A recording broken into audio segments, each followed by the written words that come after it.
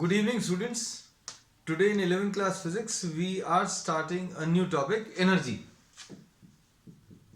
Energy बच्चों अभी हम लोग बोलते हैं it is the capacity of doing work, है ना. नॉर्मल लैंग्वेज में भी अभी हम लोग कहते हैं energy is related to what, the capacity of doing work. तो बहुत सारी डेफिनेशंस जो डेली लाइफ में अभी हम लोग टर्म्स यूज करते हैं उससे मिलती जुलती हैं.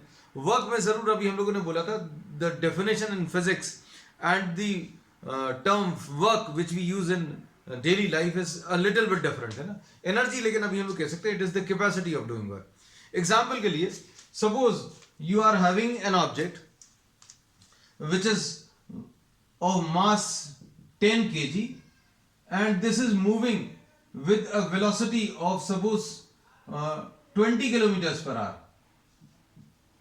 तो ये 10 kg का एक ऑब्जेक्ट 20 किलोमीटर पर आवर से मूव कर रहा है, तो this will be having some energy, और इसको ये एनर्जी या ये मोशन देने में कुछ वर्क करना पड़ा होगा. जो भी वर्क अभी हम लोग किसी सिस्टम के अंदर करते हैं that get stored in the system in the form of some form of energy, है ना. तो एनर्जी कभी भी it can neither be created not destroyed, लेकिन जो भी वर्क अभी हम लोग सिस्टम के ऊपर करेंगे that will change the energy, है ना. तो अभी हम लोगों ने बोला suppose you are having a cycle.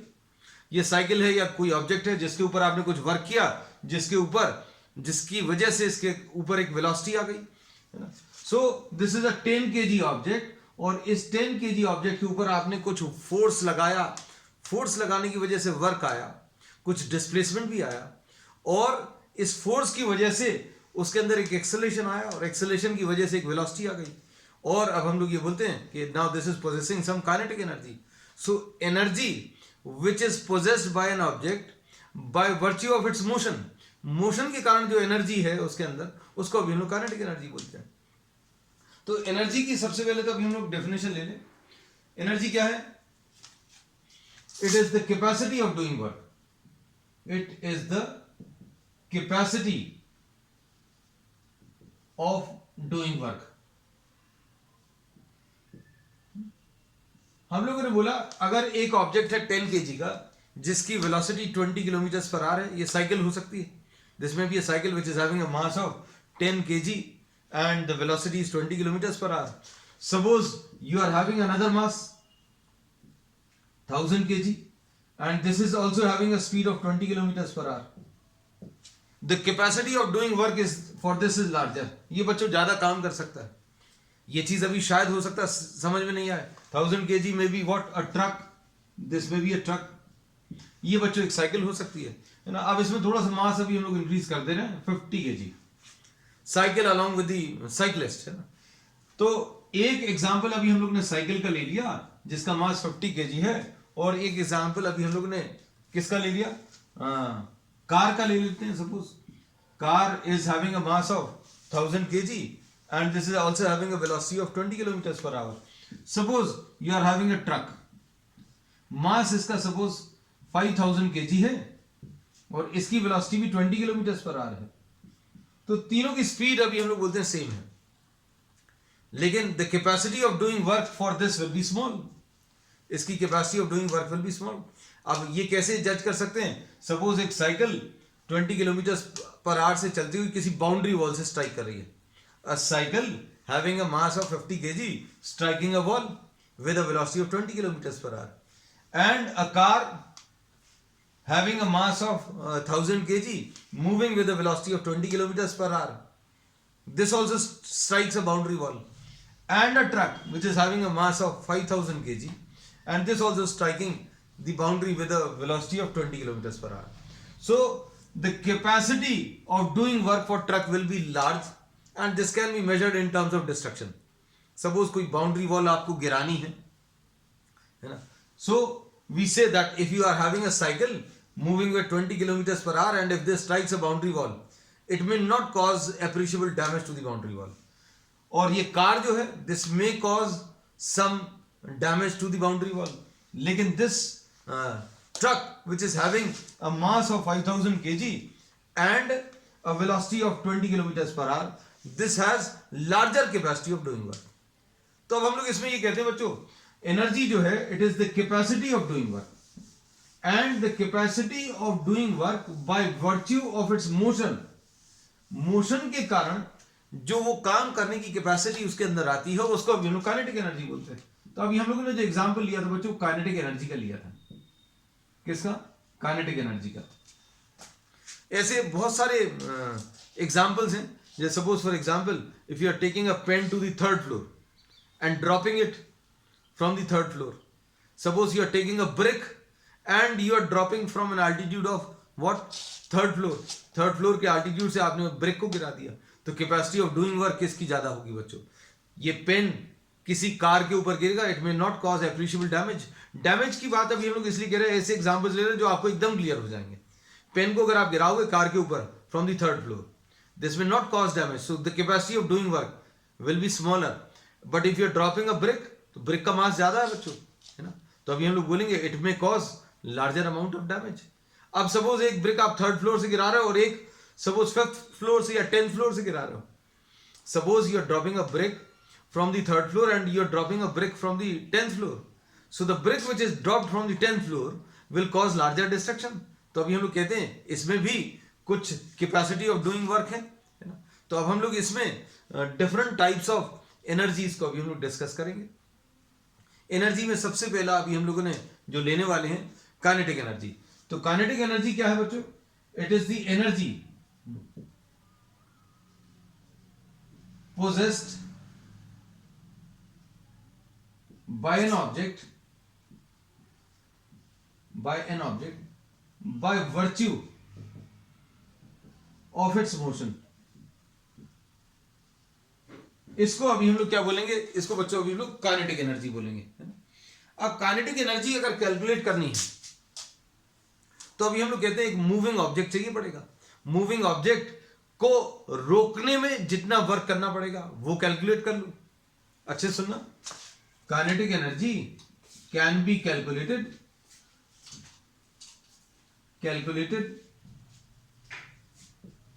Bye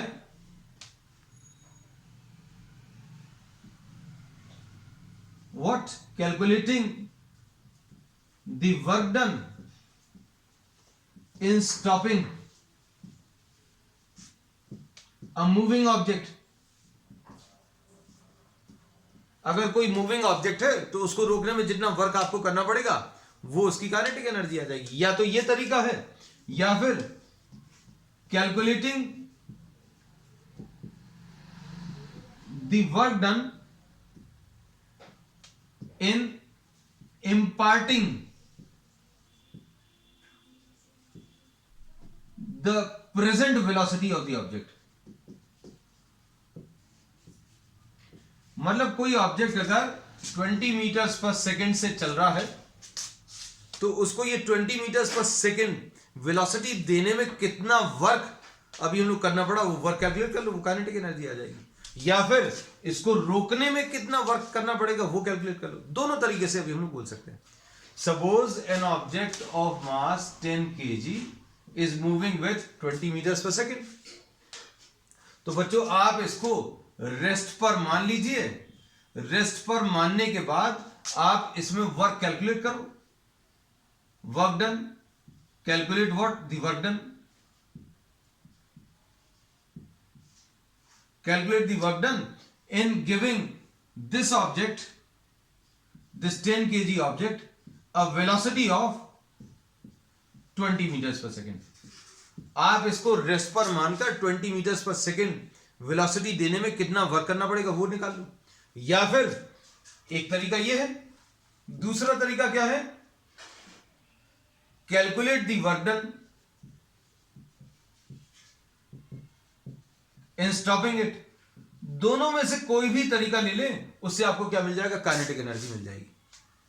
तो अब हम लोगों ने इसमें ये बोल दिया कि सपोज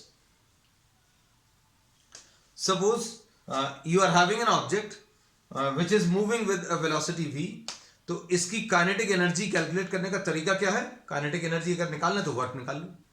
वर्क किस चीज का निकाल लो? या तो उसको रोकने का वर्क निकाल लो या उसको चलाने का वर्क निकाल लो। और रोकने में जो वर्क आएगा वो, या उसको v वेलोसिटी देने में कितना वर्क आएगा वो, दोनों तरीके से अभी आप कैलकुलेट कर सकते हैं, है ना? तो किसी एक तरीके से अभी हम लोग इसको सॉल्व करेंगे। तो काइनेटिक एनर्जी क्या पता चला बच्चों? It is the energy possessed by an object by virtue of its motion, है ना। अब इसके बाद काइनेटिक एनर्जी डिफाइन करने के बाद हम लोगों ने बोला काइनेटिक एनर्जी का कैलकुलेशन करोगे कैसे? तो अब हम लोगों ने इसमें ये बोला consider N object of mass m moving with velocity v। अब इसकी काइनेटिक एनर्जी कैलकुलेट करनी है। काइनेटिक एनर्जी कितनी है कैलकुलेट करनी है, तो क्या करेंगे? Assume the object to be at rest. आप इसको कैसा मान लें? रेस्ट पर मान लें, u equal to 0। Final velocity कितनी आ जाएगी बच्चों? ये फाइनल वेलोसिटी तो बाद में लेंगे। Assume the object to be at rest, let a force F act on it. Let a force F acts on it. इसके ऊपर एक फोर्स काम कर रहा है। अब इस फोर्स की वजह से क्या होगा? Acceleration is produced. Acceleration A is produced. Force अगर लगेगा तो क्या होगा? एक्सेलरेशन आएगा, है ना। और फाइनल वेलोसिटी सपोज इसकी बच्चों v आ गई। हमें यही तो करना है कि बच्चों ये ऑब्जेक्ट कितनी वेलोसिटी से चल रहा था? v वेलोसिटी से चल रहा था। अब ये v वेलोसिटी देने में आप इसका वर्क कैलकुलेट कर रहे हैं, और वो वर्क जो है बच्चों काइनेटिक एनर्जी आ जाएगा। तो काइनेटिक एनर्जी कैलकुलेट करने का तरीका समझना है। तो तरीका क्या है? आपको ये ऑब्जेक्ट जो v वेलोसिटी से चल रहा था, इसको आप रेस्ट पर अज्यूम कर लीजिए। Assume the object to be at rest. फिर उसके बाद इसके ऊपर एक फोर्स F काम कर रहा है, और इस फोर्स के कारण एक्सेलरेशन A प्रोड्यूस हुआ, फाइनल वेलोसिटी V आ गई। तो v स्क्वायर कितना आ जाएगा बच्चों? u स्क्वायर प्लस 2as, है ना। तो इससे हम लोगों को क्या मिलेगा? u की वैल्यू 0 है, तो v square will be equal to 2as, ऐसा कुछ आ जाएगा, है ना। तो डिस्टेंस कवर्ड कैसे मिलेगा बच्चों? s will be equal to v square upon 2a। अब काइनेटिक एनर्जी कैसे कैलकुलेट करना बच्चों? हमने बोला कैलकुलेट व्हाट? Work done. तो वर्क डन कैसे मिलेगा? Force into distance. Work done will be equal to force into distance. तो kinetic energy will be equal to work done, and work done will be equal to force into distance. तो kinetic energy क्या आ जाएगा? Force into distance. और force क्या आएगा? Mass into acceleration into S M into A into S की value कितनी है बच्चों? v square upon 2a। तो इसमें a और a कैंसिल होगा, कितना आ जाएगा? Half M V square. तो ये रिलेशन आपको मालूम भी है कि काइनेटिक एनर्जी का रिलेशन क्या होता है? Half M V square. तो अब हम लोगों ने ये कैसे कैलकुलेट किया बच्चों? कौन से वाले मेथड से? Bye calculating the work done in imparting the present velocity v of the object. हमने इस तरीके से कैलकुलेट किया। क्या किया? स्टार्टिंग में इसको रेस्ट पर मान लिया, उसके बाद एक फोर्स F लगाया, इस फोर्स को लगाने पर एक एक्सेलरेशन आया, और इस एक्सेलरेशन की वजह से एक वेलोसिटी आई। वेलोसिटी कितनी आएगी? u square plus 2as। u की वैल्यू 0 ले लो तो v स्क्वायर मिल जाएगा, और v स्क्वायर इस रिलेशन से s मिल जाएगा। और s आने के बाद फिर अब आप क्या करोगे? काइनेटिक एनर्जी अगर आपको निकालनी है तो काइनेटिक एनर्जी निकालने के लिए आप वर्क निकालोगे। Work will be equal to force into distance. F को आपने m इंटू ए लिख लिया, S की value v square upon 2a। तो काइनेटिक एनर्जी का ये relation, and we know the relation for kinetic energy. ये कुछ नया नहीं है, हम लोग पहले से पढ़ते आ रहे हैं कि काइनेटिक एनर्जी का ये रिलेशन है। अब इसके बाद, अब इसमें ये तो एक मेथड 1 है।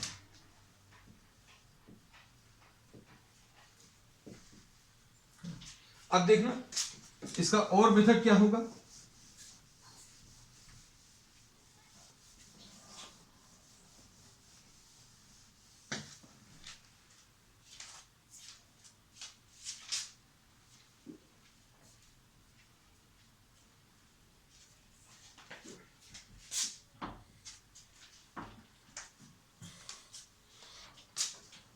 नेक्स्ट बच्चों इसमें मेथड है कैलकुलस मेथड।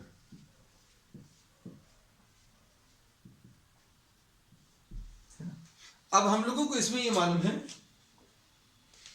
कि वर्क जो है, काइनेटिक एनर्जी अगर आपको निकालना तो वर्क निकालना पड़ेगा, और वर्क निकालने के लिए इंटीग्रेशन ऑफ डी डब्ल्यू ले सकते हैं। डी डब्ल्यू को अभी हम लोग क्या लिखेंगे, एफ इंटू डी एक्स, ऐसा लिख सकते हैं, है ना। देखना सारी चीजें बहुत सिंपल है। फोर्स को अभी हम लोग क्या लिखेंगे, mass into acceleration into D x. Force को अभी हम लोगों ने क्या लिख लिया बच्चों, मास इंटू एक्सेलरेशन, और एक्सेलरेशन को अभी हम लोग क्या लिखेंगे, एक्सेलरेशन को हम लोग dv बाय dt लिख सकते हैं। dv बाय dt लिख लिया, ये dx लिख लिया। एक्सेलरेशन को dv by dt, dx as it is लिखा हुआ है। अब हम लोग इसको अगर कंबाइन करें तो देखो, dx बाय dt की जगह rate of change of position with respect to time, तो dx बाय dt क्या होता है बच्चों, dx बाय dt v होता है। dv बाय dt यानी change in velocity upon time, तो एक्सेलरेशन को change in velocity upon time लिखा, फिर change in position upon time को वेलोसिटी लिख लिया, mv dv। बस अब आप इसको इंटीग्रेट कर लो। इंटीग्रेट करने का तरीका क्या है बच्चों, इंटीग्रेट करने का तरीका, इसमें वेलोसिटी 0 से लेकर फाइनल वेलोसिटी v तक, this is how we write down कि वेलोसिटी कैसी चेंज हो रही बच्चों, 0 से स्टार्ट किया था, कहां से, 0 से, और फाइनल वेलोसिटी कितनी v है, तो ये अभी हम लोग लिखना पड़ता है। अब देखो जरा ध्यान से,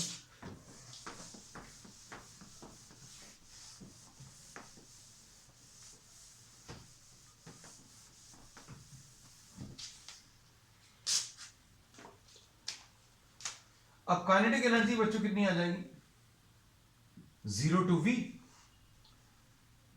m मास को बाहर ले लें,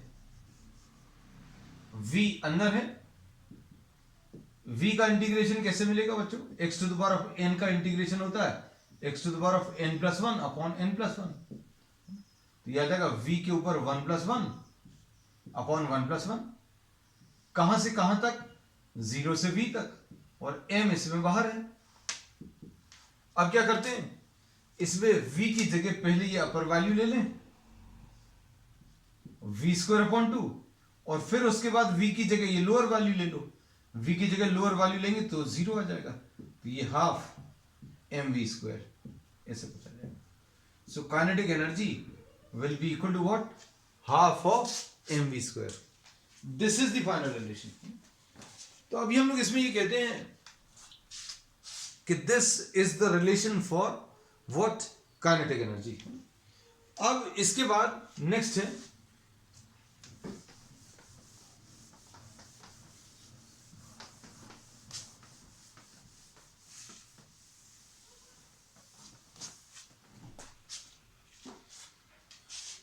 इसमें रिलेशनशिप बिटवीन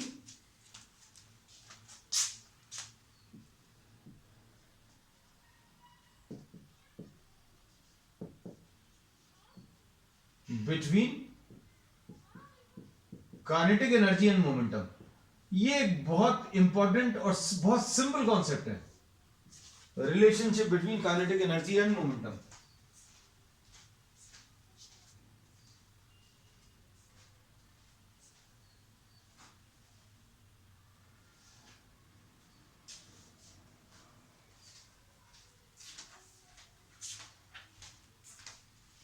अब इसमें relationship between kinetic energy and momentum के लिए, काइनेटिक एनर्जी कितनी है बच्चों, kinetic energy half mv square होता है, मोमेंटम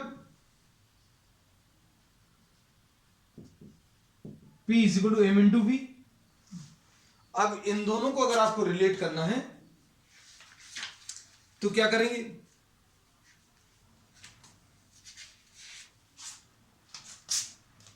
हम लोग k को half M V square into M upon M कर दे रहे हैं. We have multiplied numerator and denominator by M. तो ये कितना आ जाएगा, k will be equal to M square V square divided by 2m. अब इसको क्या लिखेंगे बच्चों, एम स्क्वायर वी स्क्वायर को पी स्क्वायर लिख दें.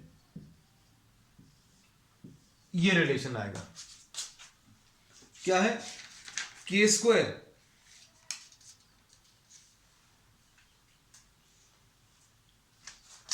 के is equal to P square by 2m. इसको अभी हम लोग ऐसा भी लिख सकते हैं, P square is equal to 2mk, या p will be equal to under root of 2mk. तो दो फॉर्म्स में अभी हम लोग याद रखते हैं, एक तो ये वाला k is equal to P square by 2m, और दूसरा अभी हम लोग कैसा, p is equal to under root of 2mk. अब इसमें कैसा करते हैं अभी हम लोग, देखो क्वेश्चन कैसा है, ऐसे क्वेश्चंस बनते हैं.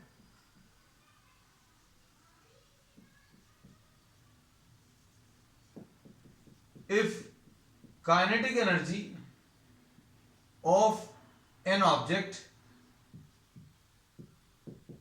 is increased by 300%,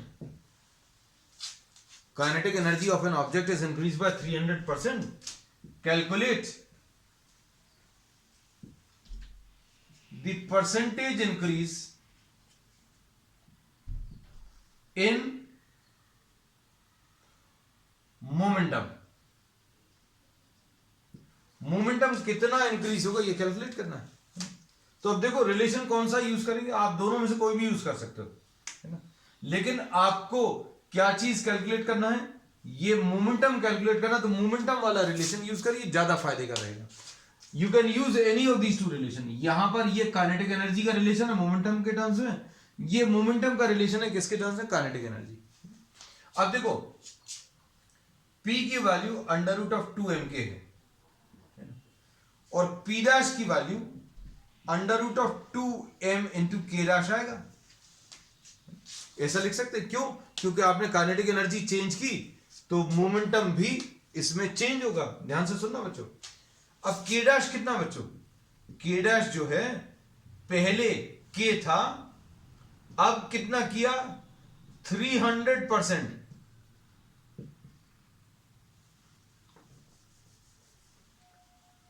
K dash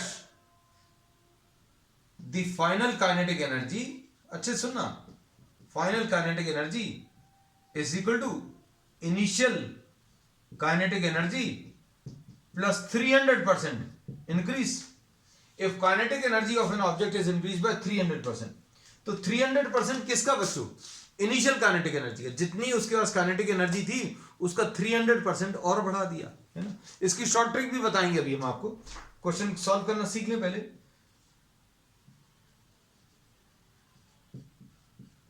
अब देखो इनिशियल काइनेटिक एनर्जी बच्चों कितनी है, इनिशियल काइनेटिक एनर्जी k है, इनिशियल मोमेंटम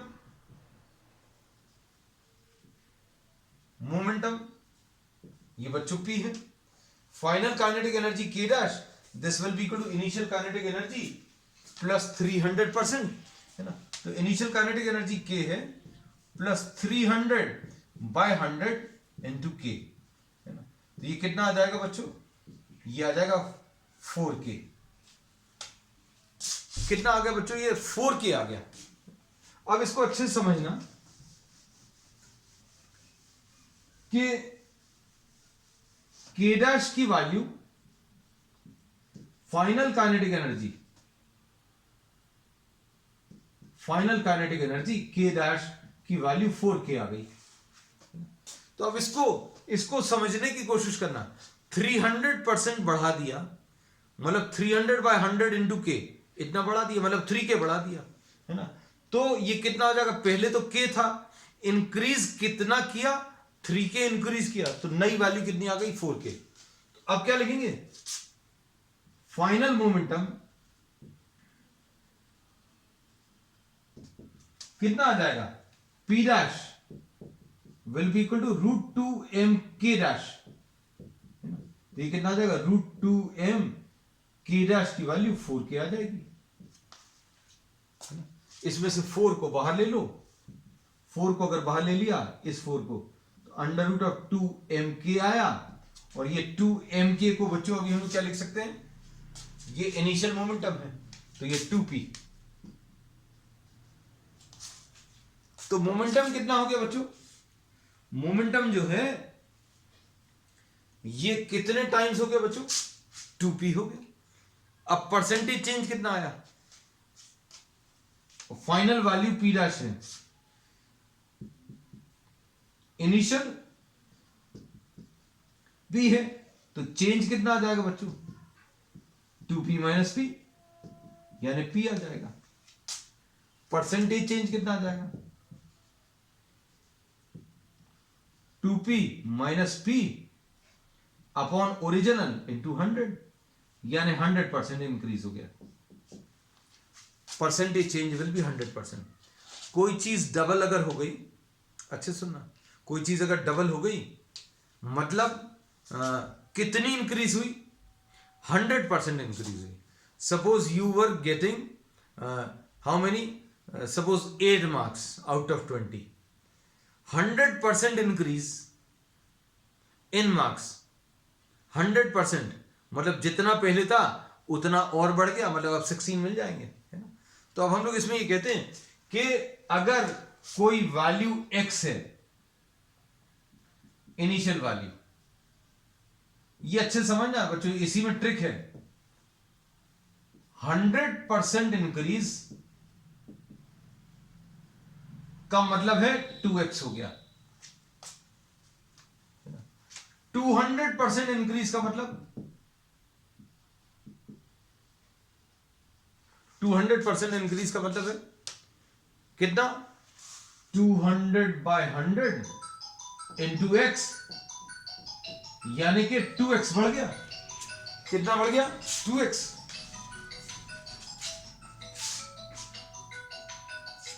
है ना। अब 200% इंक्रीज का मतलब है x की जगह ये 3x हो जाएगा, है ना।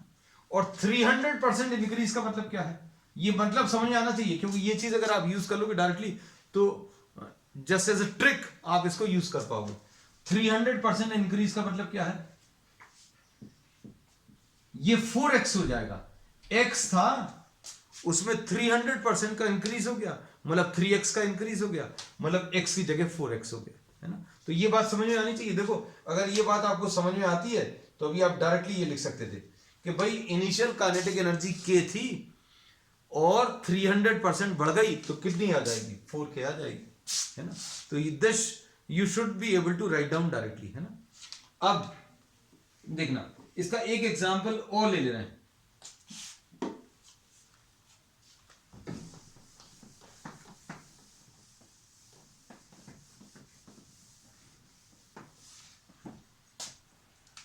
इसमें question number 2, if kinetic energy of an object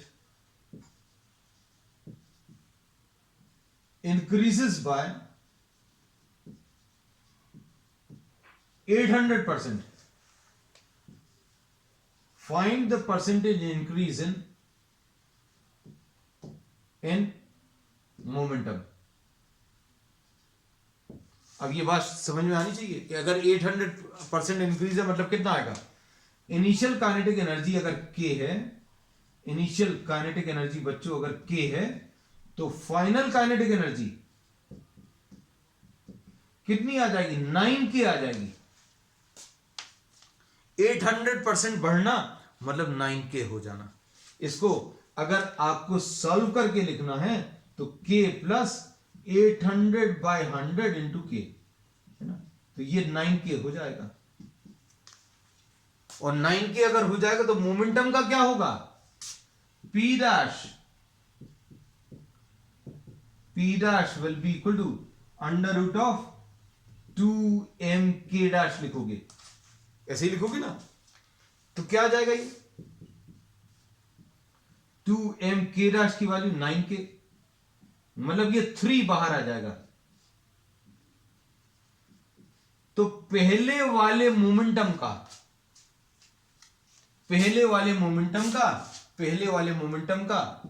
P is equal to √2mk का कितने टाइम्स हो गया? 3 times, sorry, P dash will be equal to 3p। अगर कोई वैल्यू 3 टाइम्स हो गई मतलब कितना इंक्रीज आ गया? 200%। देयरफॉर मोमेंटम इंक्रीजेस बाय,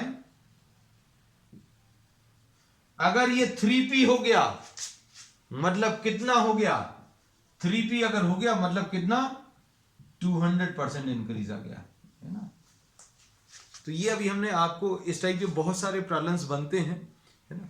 अब एक प्रॉब्लम और दे रहे हैं। अब चूंकि आपको प्रैक्टिस अच्छी हो गई, हम ऐसा मानकर चल रहे हैं, if kinetic energy of an object increase by 1500%, then calculate the percentage increase in momentum. बता सकते हैं क्या? अगर 1500% बढ़ गया तो ये कितना आ जाएगा?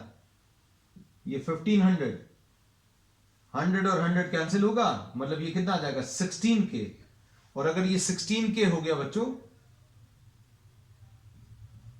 k डैश की वैल्यू 16k में से ये कितना आ जाएगा बाहर? 4 आ जाएगा। 4 आ जाएगा मतलब ये 4p हो जाएगा। 4p अगर हो गया इसका मतलब क्या है? 4p अगर हो गया यानी 4x अगर हो गया मतलब क्या? मोमेंटम इंक्रीजेस बाय 300%, है ना। तो बहुत सारे प्रॉब्लम्स अभी हमने आपको करके बता दिए, ठीक। अब इसके बाद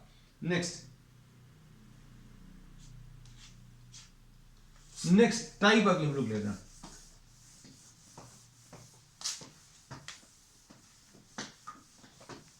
है ना, थोड़ा सा आप सोच को डेवलप करिए, है ना, क्योंकि क्वेश्चंस जो है ना आपको एग्जामिनेशंस में मिलते हैं, वो अगर आपके पास ट्रिक्स हैं कैलकुलेशंस की तो बहुत जल्दी हो सकते हैं, और वही अगर आप कन्वेंशनल मेथड यूज करोगे, लंबा सा मेथड यूज करोगे तो समय लगेगा, है ना। तो अब इसमें next, if momentum of an object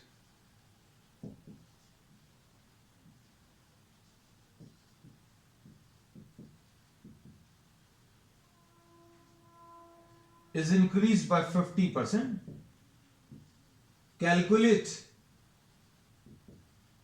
the percentage increase in kinetic energy। अब ये थोड़ा सा उल्टा हो गया, काइनेटिक एनर्जी कैलकुलेट करनी है तो काइनेटिक एनर्जी का रिलेशन क्या होता है बच्चों? p²/2m, initial kinetic energy k = p²/2m। अब क्या किया है?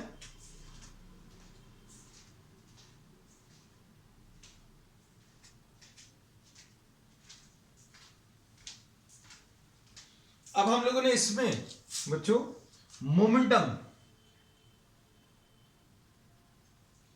New momentum p dash will be equal to p plus 50/100 of p। p तो रहेगा प्लस 50% इंक्रीज, है ना, ऐसे ही लिखा है। Momentum of an object increases by 50%, तो कैसा लिखेंगे? p plus 50/100 into p। तो ये कितना आ जाएगा बच्चों? p प्लस 0.5p ना, तो 1.5p। आपको ये सारी चीजें बच्चों डायरेक्टली लिखना आना चाहिए, है ना। अब काइनेटिक एनर्जी में क्या चेंज आएगा? Kinetic energy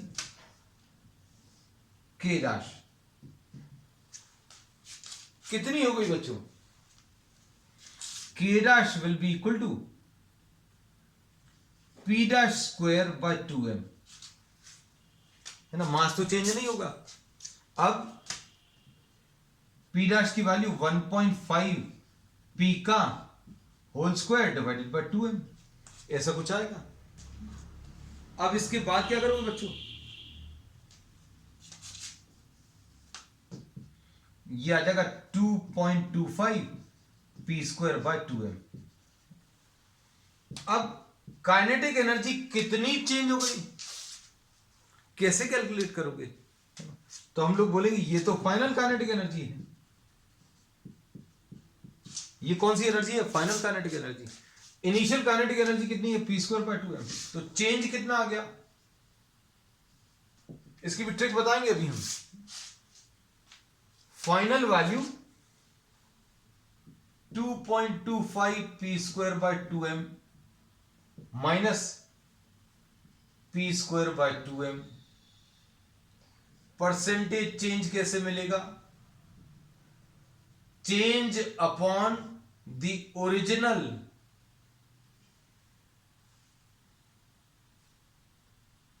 kinetic energy into 100। Change कितना बच्चों? ये चेंज लिखा हुआ है, कितना लिखा हुआ है? 2.25 p²/2m minus p²/2m upon original kinetic energy कितनी है? Original kinetic energy p²/2m into 100। कितने बड़े बड़े से ये रिलेशंस दिख रहे हैं, है ना? तो अब हम लोग क्या करेंगे बच्चों, देखो इसमें p²/2m पूरे में से कॉमन निकलकर कैंसिल होगा, इधर 1 आ जाएगा, इधर भी बच्चों 1 आ जाएगा, तो ये कितना आ जाएगा? 2.25 माइनस 1 इंटू 100।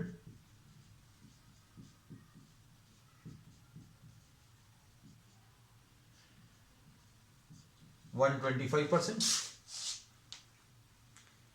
अब सुनो ध्यान से, हम लोग ये बोलते हैं, ध्यान से सुनना, कि अब ये अगर कैलकुलेशंस करने हैं तो अगर आपने ये वाली वैल्यू कैलकुलेट कर ली है फाइनल काइनेटिक एनर्जी, ये 1 से कितनी ज्यादा है, ये वाली वैल्यू 1 से कितनी ज्यादा है वो निकाल लो। 1 से कितनी ज्यादा है? 1.25। ये 2.25 जो है 1 से कितनी ज्यादा है? तो 1.25 ज्यादा है। ये 1 से कितनी ज्यादा है वो नंबर ढूंढ लो और उसको 100 से मल्टीप्लाई कर दो, है ना? तो ये 125% चेंज आ गया। ठीक है, अब देखो आपको थोड़ा सा चेंज करें प्रॉब्लम को। Next question, if momentum of an object increases by 100%, momentum कितना हो गया?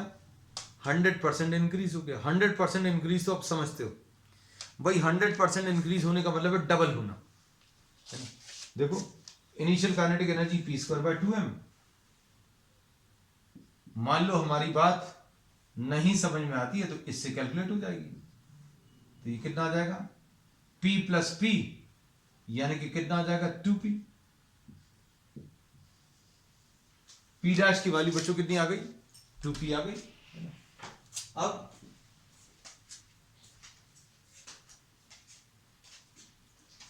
मोमेंटम कितना हो गया बच्चों?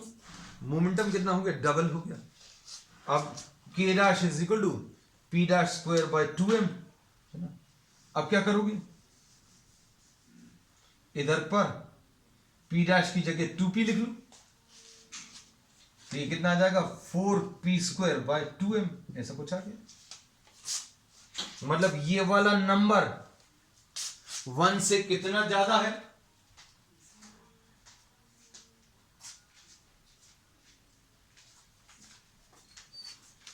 ये वाला नंबर 1 से कितना ज्यादा है?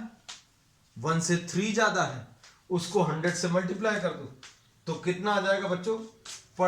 Percentage increase in kinetic energy will B 300%। ये आंसर आ जाएगा। कैलकुलेट कर लेना बच्चों।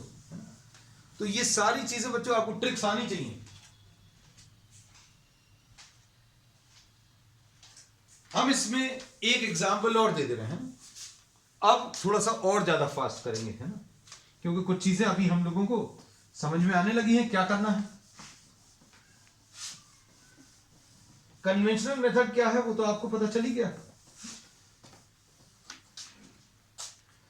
If momentum of an object is increased by 200%, calculate the percentage change in kinetic energy। बच्चों मोमेंटम कितना आ जाएगा? p डैश 200% बढ़ा दिया, 200% बढ़ा दिया, मतलब P प्लस 200/100 इंटू P, मतलब 3P हो गया। अब K डैश कितना आ जाएगा, P dash square divided by 2m, यानी 3P का whole square divided by 2m।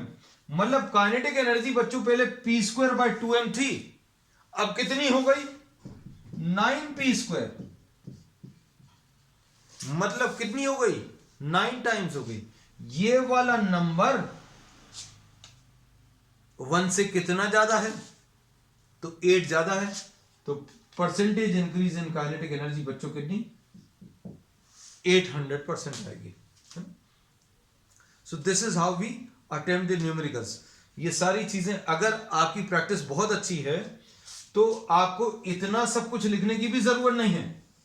जैसे अगर आपको ये दिया है 300%, मोमेंटम 300% इंक्रीज, तो अभी आपके दिमाग में तुरंत आ जाएगा भाई P था, अब 300% बढ़ गया, मतलब कितना हो गया, 4P हो गया, 4P हो गया, तो 4P का होल स्क्वायर, 4P का होल स्क्वायर यानी 16P स्क्वायर, यानी 16 हो गया, 16P स्क्वायर, पहले P स्क्वायर बाय 2m था, अब 16P स्क्वायर बाय 2m, मतलब कितना बढ़ गया, 1 से कितना ज्यादा, 15, तो आंसर इसका कितना आ जाएगा, 1500%।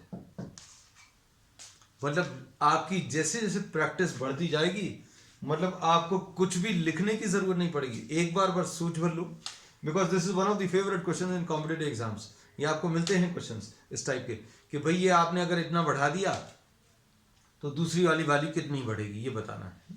चलो, तो आज के लिए बच्चों बस इतना ही। We will continue with the remaining topics on the next one. That's all for today.